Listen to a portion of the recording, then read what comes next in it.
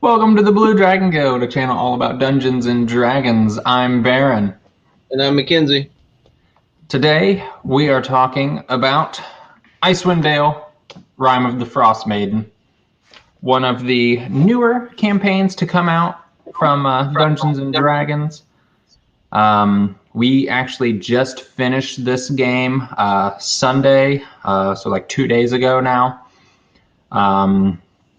Really, what we're just going to talk about on this stream is our thoughts about it, things we might change, things we really liked, just all the different things that is in this book. Mackenzie was the dungeon master for that game. This was his first time running a longer game other than just like a quick one-shot. And I was a player. I played a druid for this game, and I had a lot of fun with it most of the time. So Mackenzie, what I guess just as a DM, just give us your just base thoughts on Icewind Dale. Well, like Baron said, what got me really drawn into this book when it was coming out, I think it was announced clear back in September, or it came out in September, one of the two. I had only ran Halloween campaigns. Basically, it was all we ever had. One shots, that was it. I enjoyed them, and then this book said, hey, it tied in a whole bunch of horror stuff into it. So I was really, really excited for that. And there are a lot of nods to, The Shining, The Thing, a whole bunch of actual just ones in there, which was awesome. I liked the book a lot.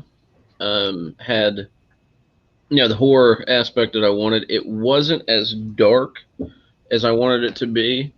So I did a little bit more into that of it.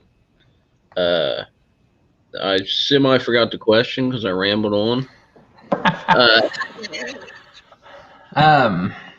Basically, I was just asking your thoughts as a DM on running it. We got Blue Dragon RPG in the chat. Blue Dragon, how's it going?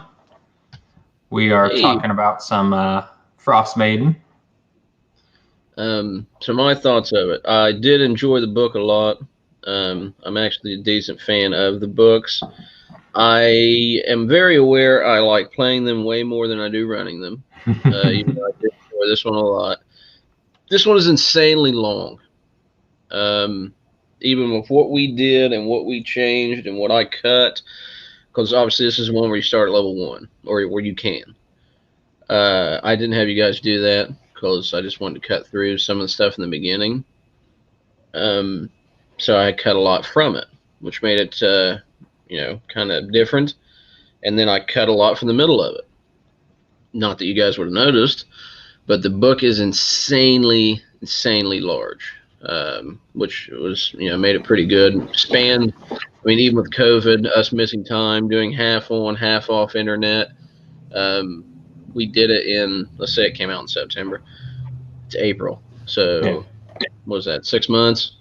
Yeah, I think so. And that wasn't, that wasn't playing every week. We played every other week, and then there was there was a good chunk of time where it was like, well, it's the holiday season. We're kind of, we missed 6 weeks.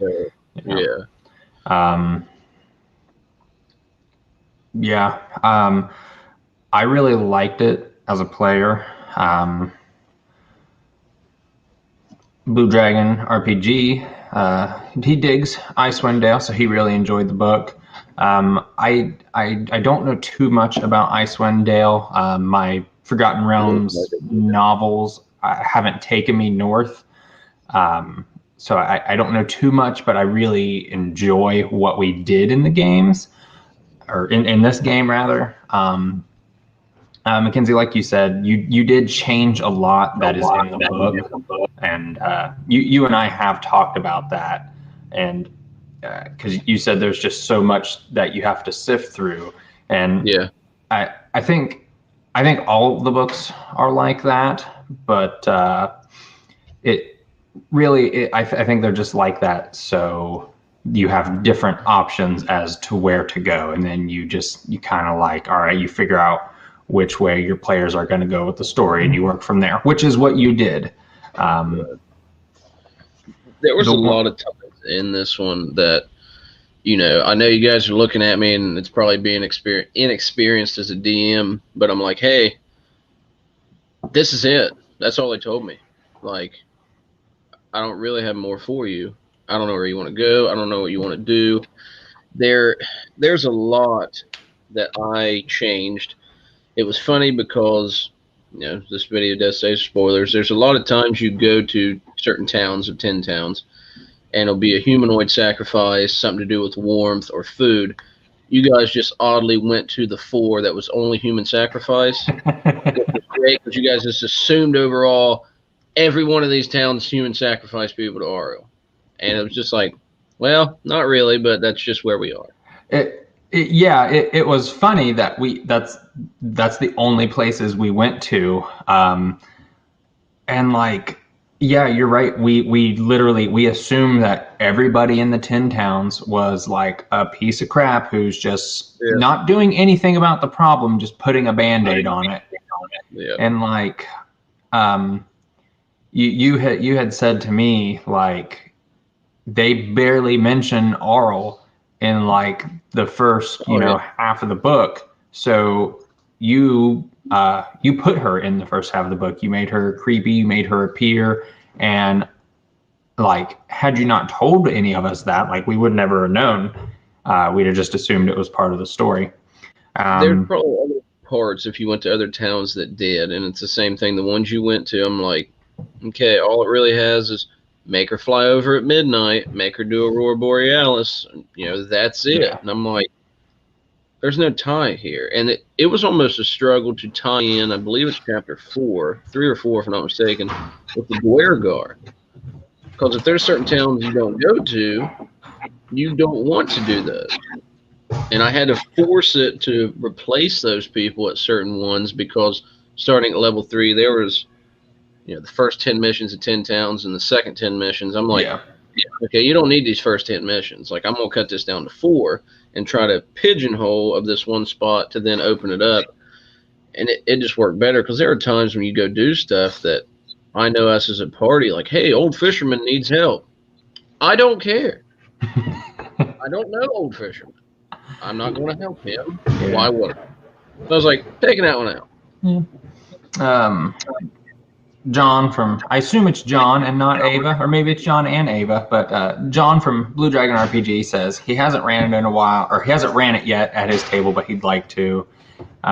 We got our good pal Ron in the chat. Ron, nice to see you. Ron, a good picture Tybalt, or Tybalt, that's what it looks like.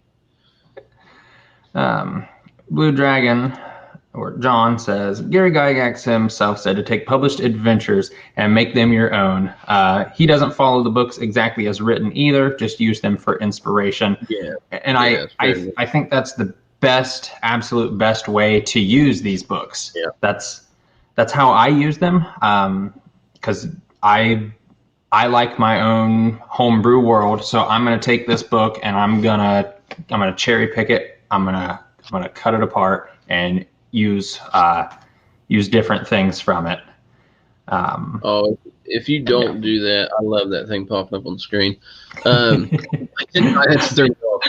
I saw your like shock of like, what's that? Yeah, I was like, oh my gosh. Yeah, if you run these by the book 100%, I would have been bored in this. Oh, it is. It's boring. Because the book is very just like, it's straight. This is how it is. This is how it has to be. And if you remember, not a knock to Chris here, but Chris ran Dragon Heist verbatim how the book said to do it. And we had fun in that game, but there were times we were all frustrated because there were things that were happening that just, it didn't make sense for us. Right. But it was still fun. John says that both he and Ava are watching. Thank you guys for checking it out. Ron says, is asking how we're doing today. Ron, I'm doing pretty good. A little tired from work, but that's just how it goes. Not bad. The big thing, which, you know, I guess I'll get into it now. There's an opening 2 sections to start Icewind Dale to get you tied into it. It's meet a gentleman named Calistro who is there that you have to fight. I read a lot of stuff and looked at a lot of people's videos online, and one person was like, "Hey, this will test your DM skills to the max, because you'll need to know all 10 towns, the adventures. You don't know where they'll go," and they were absolutely right. Because I would try to read a chapter or 2 towns ahead. They wouldn't go that way, which is cool. I'm not going to be like, no, you got to go that way, but I'd halfway read every town, because if there was no way to know where they're going to go, there was too much to know. And the other first intro story was helping these little tiny snow guys. Like, they have a big plate of food with forks and knives and stuff. You guys didn't do that one because I was like, no. And Calistro is literally he's there for one fight. One fight, one page, that's it. Calistro was beginning to end my entire campaign was off that one guy, which is insane. I had a mini that looked like him. I painted him that first night. There was something in that paragraph of that character, the way he looked, the way he acted. I said, I'm tying this into the Frostmaiden 100%. He's going to be that drives you guys to everything.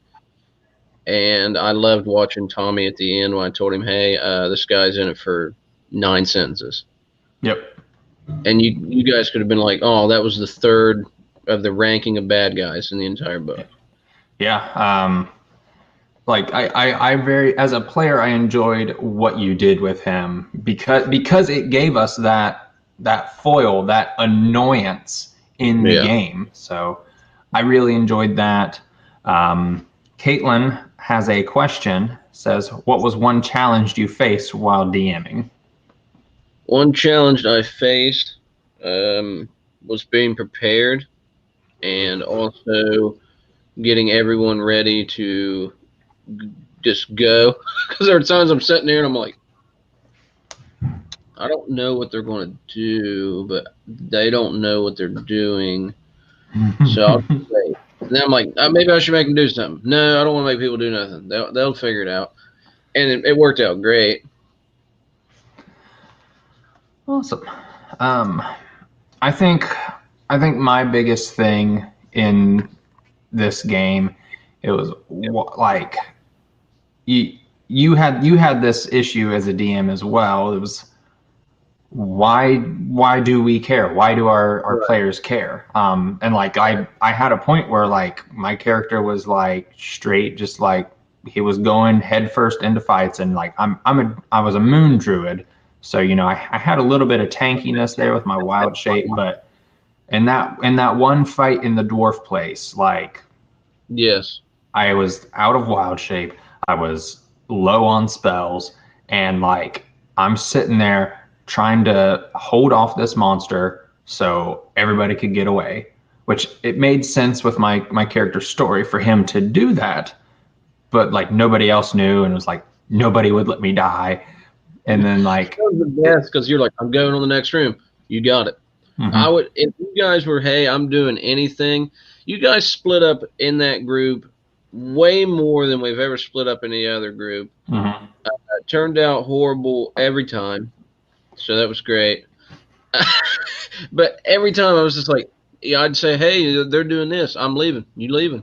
Like, I'm not gonna be like, hey, you want to rest? You want to do anything? Just go for it. Yeah. But like really like the dwarf place, which is like halfway through the book, basically, that's when the big turning point was, and it was like, hey, we got this thing, we got to take care of it. And like Frostmaiden, she's a problem, blah blah blah. And like it's like we had seen her, but nobody that we had interacted with to this point really cared if she was gone or not. And like you said, maybe it was just those are the towns we happened to go to, which it very well could be. So I guess I will say make a plan for the potential of what towns that you go to. Right. John asks, how many players did you have? What races, classes did they play? I was a water genasti moon druid.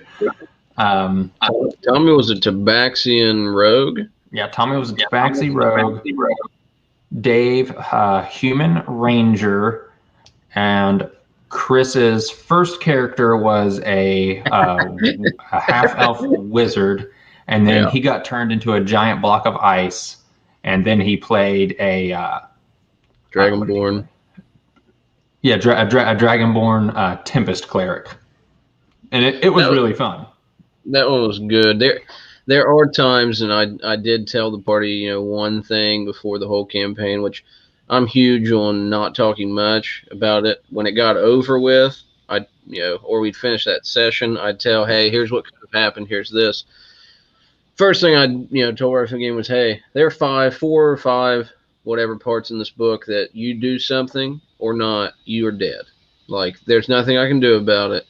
That's what it is. I'm not you're just dead or not. Mm-hmm. Tommy's character actually died. That's true. But it was inside of the black cabin, which gives you a time frame where you can come back. I decided to change it, not wait that time frame, and just make him a hollowed one from the Wildmount book. Yep. It was also like we used this game to kind of play around with a few things from Wildmount that we really liked, but we hadn't had the chance yet to do. We threw in the Vestiges of Divergence. 3 of us got those. I got the Druid armor one. Tommy got the cool key, and Dave got the Vermin Shroud. And then, like you said, Tommy turned into the hollowed one. Tommy loved that. He didn't know what that was. He was stoked. He did. John says hollowed ones are awesome. I agree very much. Those are really fun. Tommy, I think Tommy liked that so much that he asked for that book for Christmas. Yeah. So, he's like, I don't know what that is. This is great. I'll never forget. Well, yeah. He went to go get stone in the black cabin. And I was like, okay. Picks it up. I was like, all right, you touched it? Yeah. I can't remember what it was. There was a lot. There's like 10D10 force or something. It's in there. And I was like, 59. I'm dead. Alrighty. Yeah, like I remember because like I was level 4 at the time. What is it? I think he was level 4 at the time. I think so. Like, I remember because that was that weird day that I had to leave early and Dave had to go and do something else. So it was just Tommy and our friend Steve, who was there for a couple of sessions. It was just them, and they were like doing stuff. And then like, I remember you guys just being like, or I remember right before I left, boom, Tommy, you're dead. And it was like, oh. We left too. Like we had a couple people, maybe even on Skype, and we left.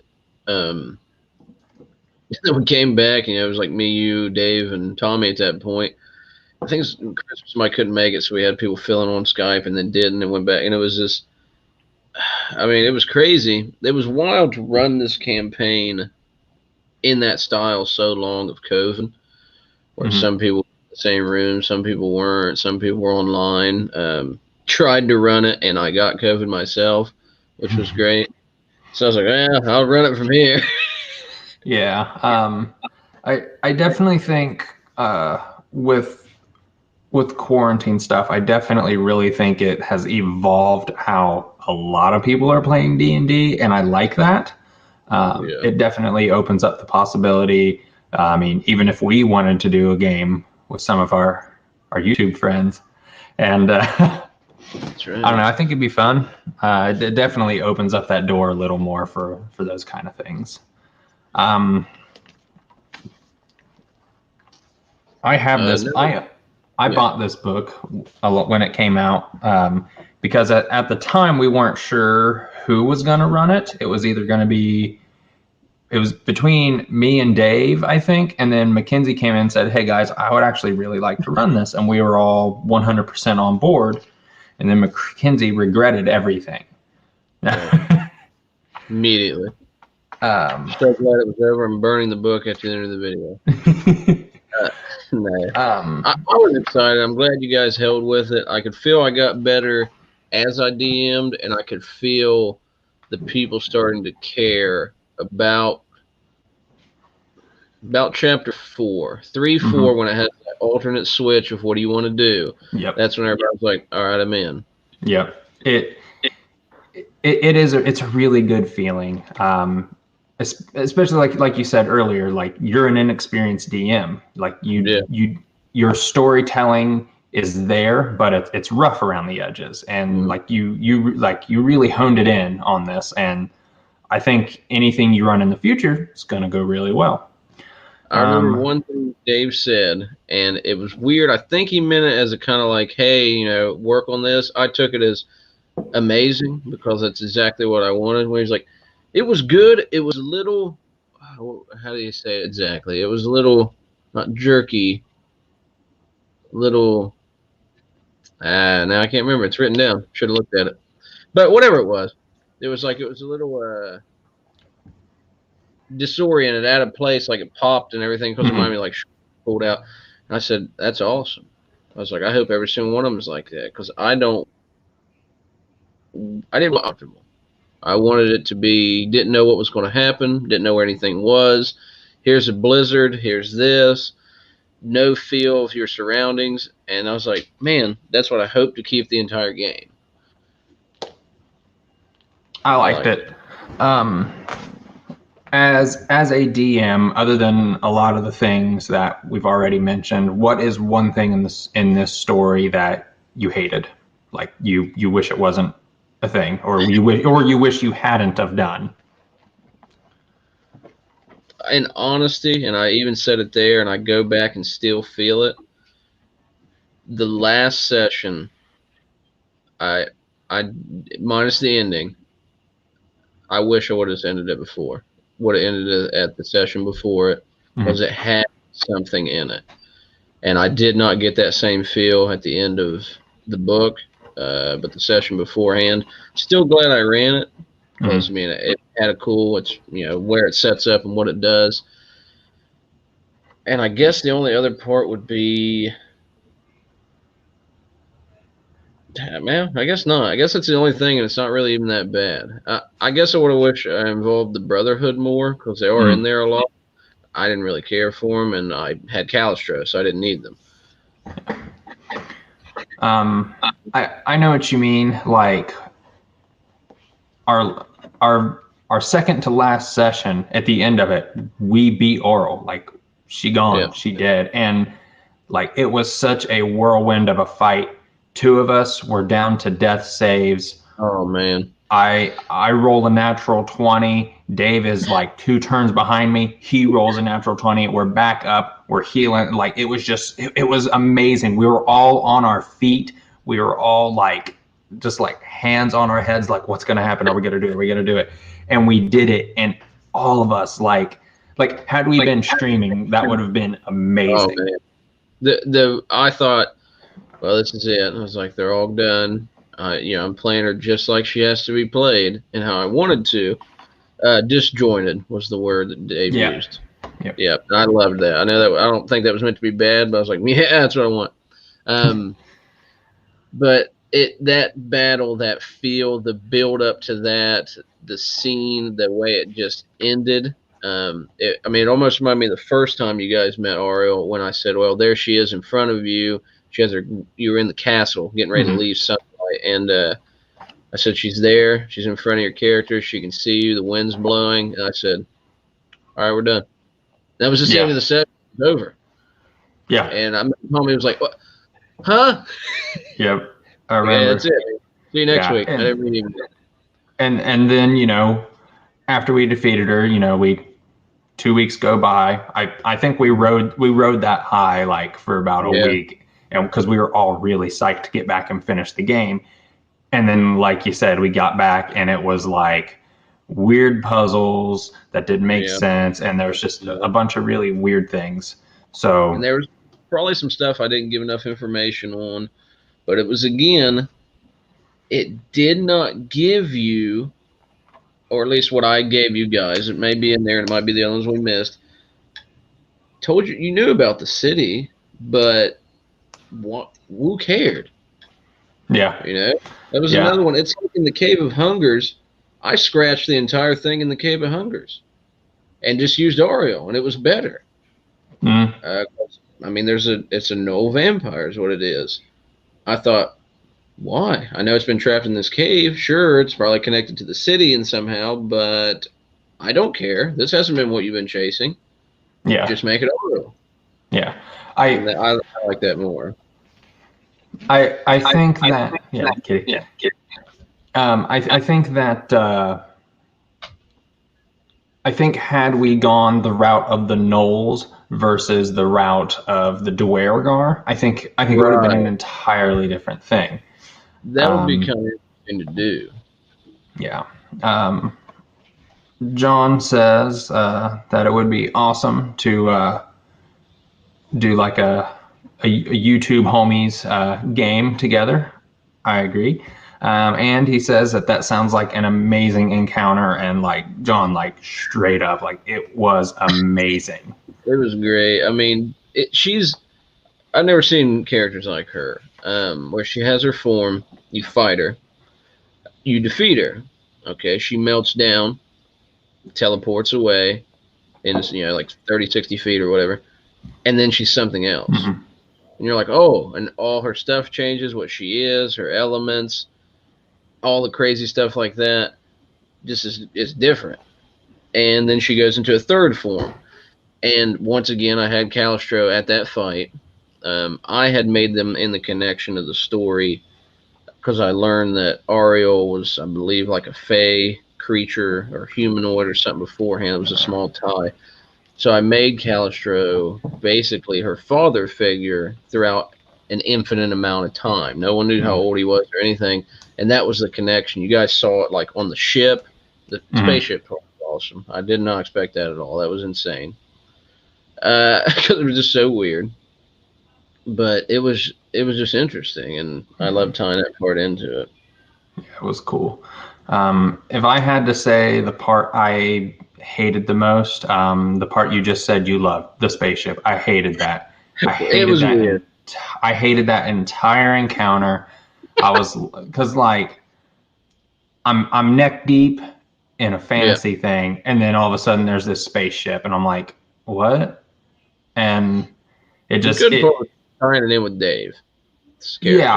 Yeah, that like that part was cool. That part was good, but like it just took me out of it. And like I was just like I think that was the point for me where I just like got discouraged with my character because I was like, what am I doing here? What's happening? Right. But like it was fun for what it was, but I still hated it. The good thing is it's not very long. Yeah. It did give us the mule killing the bullet, so that was good. Yeah, that was a very weird happenstance. Yeah, I was like, I'm just gonna roll it, see if it just kills it. It's gonna kill both of them, and it did. I also forgot to paint the bullet the night before, so that helped. Yeah. But that part was interesting. I did a lot in this campaign too with time manipulation, where certain characters who had a tie with Ariel in certain ways would see things go grayscale and things would slow down. They would see Calistro doing certain things, Calistro being other people. Because the way I did that was I was hoping so much the ending you guys got was the ending you were going to get. Which there's a couple different endings. One of them you fight Ariel in the city. She was already dead. One of them you release that big dinosaur looking thing on different places and the story ends. The Tarrasque? Yeah. And then the other one, the great one, you find the obelisk, do something, and you get sent back. Yeah. And basically what the tie is, you guys seeing every single thing that had happened through your generations of eyes. Oh, this is Calistro doing all this. You already know all this is going to happen at the point you are. And that's why I like tied in Tommy's character with being the Lich or descendant or bloodline of it. Mm-hmm. So that was really fun. It was cool. They did fight the dragon. We did. Yeah, They, I was about to pop it up. Like I am on the page. they went into Sunblight's basically fortress because he comes out. It's that moment where do you go in or do you go after the dragon? Because it hits both of them at the same time. 3 and 4 run parallel, and they went in. They were in there for a long time. They rested and everything. So I timed it within the book. It has a perfect flight plan, all the things the dragon does. You can actually find the plan in there, which was great, which you guys did. And then you just destroyed the table, to my remembrance, before like hitting any of the buttons. So I was like, okay. I had them fight it inside of the forge when they got back because they could fly back in there. Because I was like, well, they're going to have to fight it. It is weakened, so that did help a lot. I'm pretty sure you guys fought the main Dwergar and dragon at the same time. Yeah, Sunblight and the Chardelin dragon. Like, yeah, we fought those at the same time. I really like that. For me, that was the fight that turned my character back around to loving the game. Because like we came off our rest after I had like basically tried to kill my character and nobody let me. We come out of the rest, we're getting ready to leave because we literally explored the entire fortress, and Sunblight and the dragon fly back in, and we were like, oh crap. And it was like basically immediately like, yeah, he sees you guys. So it was like, all right, I transform into my bear. And then we went at it. My favorite part was the first turn for the dragon because you guys were up the stairs, down the hall, and I was like, okay, you're all in a straight line. I just shot and it just hit every single person. And you were like, okay, this just got good. This got real. We had to fight this. Yeah, it was so fun. There was another part when you go to Ariel's, Castle Grayskull. That's what it looks like in the book. And you guys never went to the top or the room before it. We didn't. And I was so waiting for you to go upstairs because once you went up the first flight of stairs, whoever was there first was immediately getting grabbed by Ariel, and that was going to be the fight for her, was right there. And you guys never went upstairs. And I went, okay, she's not there. And that's why I had to put her at the end of the cave. Well, if you remember, we didn't go there because Chris's wizard got frozen. Yeah. And this is like third to the last session that we did. Yeah. So Chris basically made a brand new character for 2 sessions. Yeah, and he showed up and he was a pirate. Yeah, he was the pirate cleric.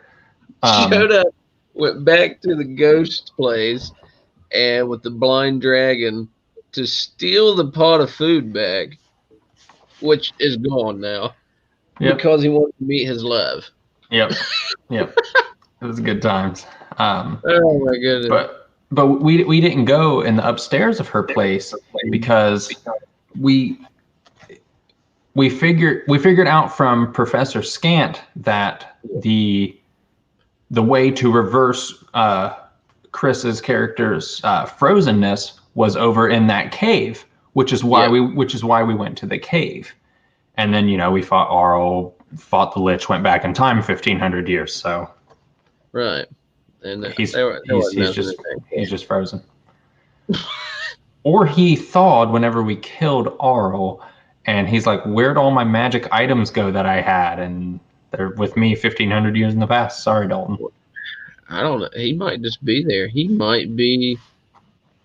I don't know. He might be the. What was the thing? I might just make him the vampire now. He got unfrozen, went into the Cave of Hungers, and got resealed. He didn't know. Yeah. It was good. What was your favorite monster to throw at us? That's from the book itself, or Yes. okay. Let me remind myself. Aside Tomb from Tapper. aside from the dragon. All right, Tomb Tapper was up there. That was an interesting character. He was awesome. Mountain Goat, no. Liar. Mountain Goat was incredible. Not Ice Troll. Didn't fight that. Frost Druid was pretty awesome. If you remember that being in the one of the first caves that you guys went into, it was just Nope. like frozen against the side, and you guys were over there. There was the lake that had all the frozen skeletons in it. Did I say Druid? Oh, you said Druid. You mean the skeletal frost giant? Yeah, yeah. That I bought a mini for and didn't paint. Yeah. That those guys were cool. But honestly, no, I know who my favorite was. Okay. It tied between the Tomb Tapper and the Cold Light Walkers. You guys only yeah. fought like two, but I really liked them because it would just be you guys walking in a blizzard and everybody's been covered. And it's like you see a person, talk to it, try to figure it out, shot it. It's like boom, you shoot it, light shoots out. Okay, I have no idea what this is. But the one thing you guys never had was if you guys would have died or you get killed or something out there in the snow, basically that's what you became. That's cool. That's cool. And I was like, those guys are awesome. My favorite was the Yetis. I forgot. That was good. That was one of the games that we were all on Facebook Messenger, on Video Messenger, and it was Chris. Chris wasn't on there that day. It was me, you, Tommy, and Dave, and like we went to the Yeti Cave, and I just remember it was like we were sneaking around the cave, and the Yetis, they caught scent of us. And to make the escape, I thunder waved the Yeti down the chasm, and then I used Create Water and Shape Water to ice over the Yeti Cave. And like it was awesome. The best part was everybody snuck out because people were exhausted too. So it was like harder to sneak out. And the Yeti tykes were great. They like made him trip when he came back out, and I remember excuse me, making him fall down into the chasm, froze it because I was like, he can start climbing. It was like, oh no, forget that. We're done with that. John says the Tomb Tapper looks sick. He pulled one from one of the mini boxes. They are awesome. We were also lucky enough to pull one. I actually got a booster brick of this that Mackenzie and I filmed a video for that I'm still editing because it's. Oh, real? Yeah, Yeah. They're such a pain to edit. The way we filmed that, it was just like right. Those are lives always now. Yeah. Ava thinks the Yeti tykes are adorable. They are. Man. They're little cute baby Yetis. It was in the book. The Yetis were throwing that one little girl back and forth, and Dave was like, I'll trade you this for it. Traded her, got it, left, and then I, had fun with them. They're, hilariously small. I had them made little traps to trip their parents and to run around. Those were funny to be. The best part was if you guys would have just hung out with them or played a game, they would have just been like, here's the kid. Dave's like, I'm going to trick him. I'm going to give him the kid. And then I'll act like I'm a kid. I'm like, all right, this is amazing. Some of my favorite parts was, you guys talking, thinking, which I loved. It was Tommy with the key. I got this unlockable key. I'll go figure out the door. Okay, but make sure it's not trapped. Meanwhile, Chris is like, I'm going to search this. Okay, you find this, and a key. All right, well, I'm going to go over and unlock whatever they're talking about. And you just go straight in. Yeah, Tell me, wasn't ready for that. I love Tommy's idea, and I wanted it so bad, and that's why I kept asking him. I said, "Are you going to give him the staff, or are you going to go down there at the end?" He's like, "I'll go down there," because he pulled me aside, and I loved it, and I was all for it. He said, "I'm going to go in on the throne, and I'm just going to stay here." I was like, "I love it." I said, "Stay there, become the new leader of this floating city." I think that would have been fun. Like Tommy's character was smart enough to figure out how to fix the thing to take the city out of the glacier. Like that would have been so cool. But he went back in time with us. So that's what I said. Hey, you're the tie-in of the Lich, because it's the only thing he has, all the items. Yeah. So that was really good. Well, I think overall, both of us are gonna say run this game, play in this game, because clearly, I mean, like we had a lot of fun playing it, despite a few things that we weren't so psyched about. But overall, like if you're gonna run it, like run it. Learn from our mistakes. Read a lot, know what you're going to cut out. Because, I mean, I'm feeling, even with COVID, even missing that time, October when we started to now, what was that, November, December, January, February, March, April, 6 months. I think it was almost 6 months exactly. There could have been way more. Mm-hmm. There could have been another month and a half. Which, by things happening, stuff like that, we didn't have that time. Mm-hmm. It had to be ended, just a little while ago. But yeah, read what you want to change, read what you want to do. I immediately, when this book was launched, they showed me a picture of a sperm whale with a fortress on its back, and I immediately said, whatever that is, I'm not doing it.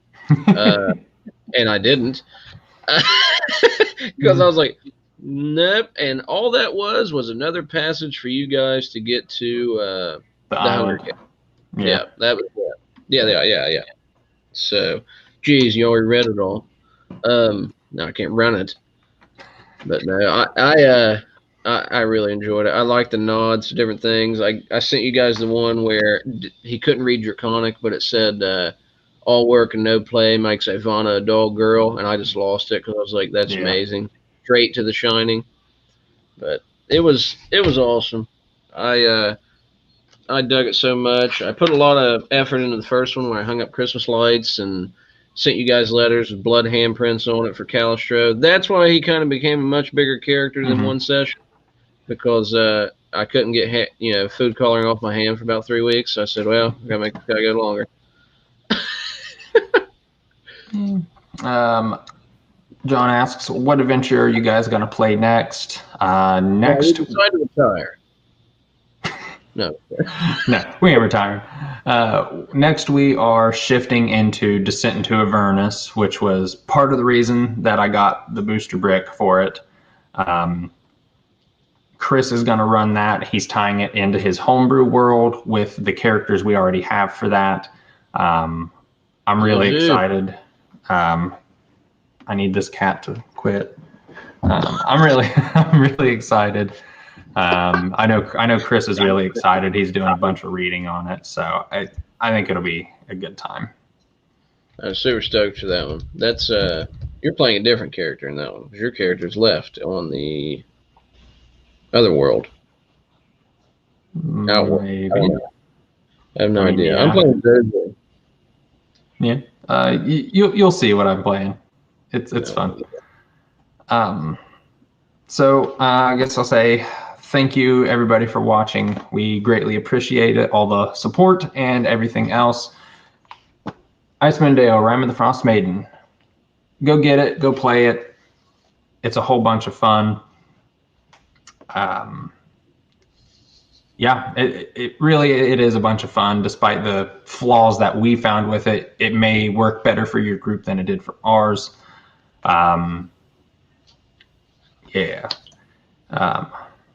John loves Descent into Avernus. He used it for inspiration in his homebrew as well. Ooh. And I think that should be the quote that we end on.